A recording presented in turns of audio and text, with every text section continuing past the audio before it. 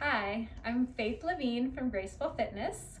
Let's talk about what sets Pilates abdominal work apart from more traditional ab work.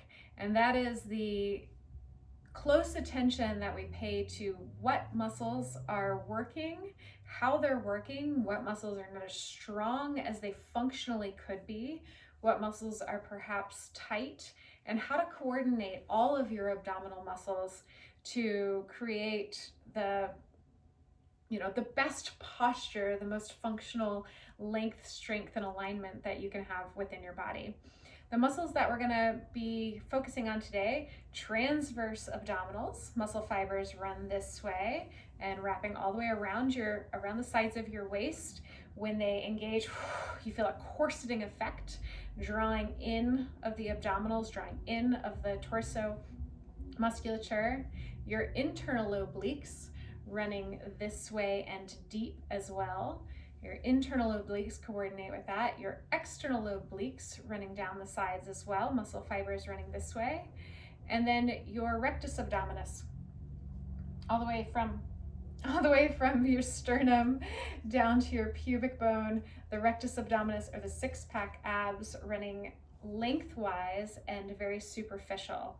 Now, if that's the first time you've ever heard about any of those muscles and it's kind of way over your head and you're not interested in anatomy that way, just kind of let it go in one ear and out the other. What's most important here is how we address this functionally.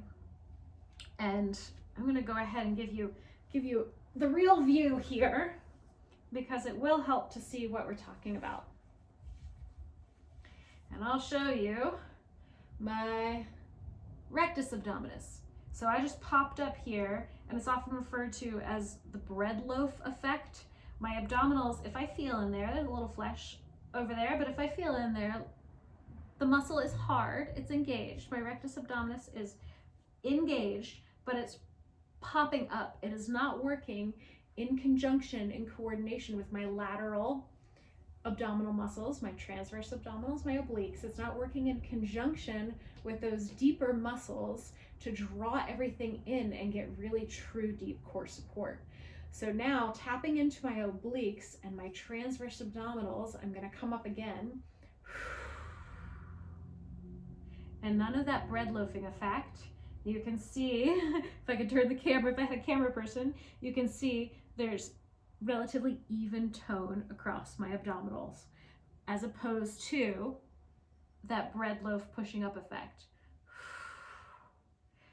So I recognize that I don't have a lot of flesh. It's easy to see what's happening in my muscles. Use your hands for tactile feedback there. Do a little curl, nod your chin towards your chest, lift up, and feel in there. What are the muscles doing?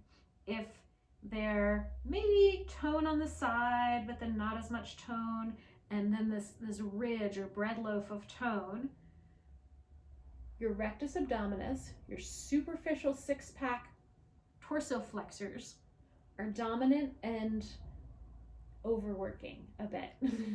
So if you want true deep core strength of the Pilates difference, find the obliques, find the transverse abdominals, tap into that strength, draw up through the pelvic floor, and even here without moving, I can find isometric tone through those muscles. Wanting to take it deeper, hands interlaced behind the head, elbows up a little bit.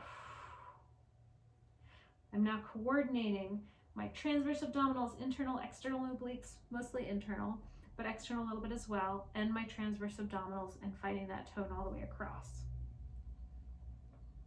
In my world, some people might argue otherwise, in my world, there is no benefit to jamming out this rectus abdominis dominant curls, crunches, roll-ups, Russian twists, any abdominal work where your rectus abdominis is pressing out and you're getting that bread loaf effect. It's not doing you any favors. There's no function to that other than feeling like you're working your abs and getting through your ab class. It is not going to be posturally supportive. it's not going to give you that shoulder girdle support that hopefully you're looking for through your workout. This applies if you're rolling down either part way or all the way. I'm in my, ignore anything on top of it, but I'm in my deep core muscles here. There's my rectus abdominis dominance.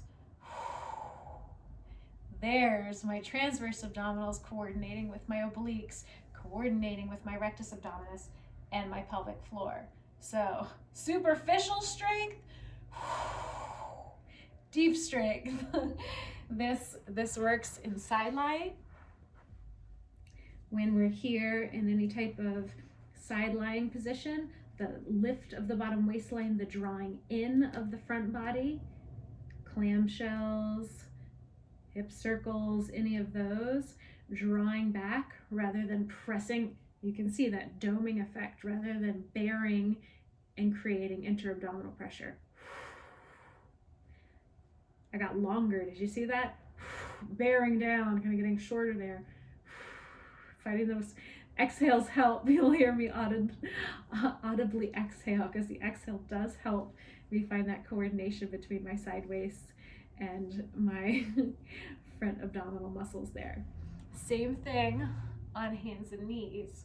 Great place to find the coordination of the transverse abdominals and internal obliques with the rectus abdominis. It's really tempting. There's some engagement there, but it's pushing down, inter-abdominal pressure, bearing out. Really tempting to hang out in this position because that's so much harder. But there's the work, and it is worth it. Please let me know if you have any questions about this. And there's the Pilates difference.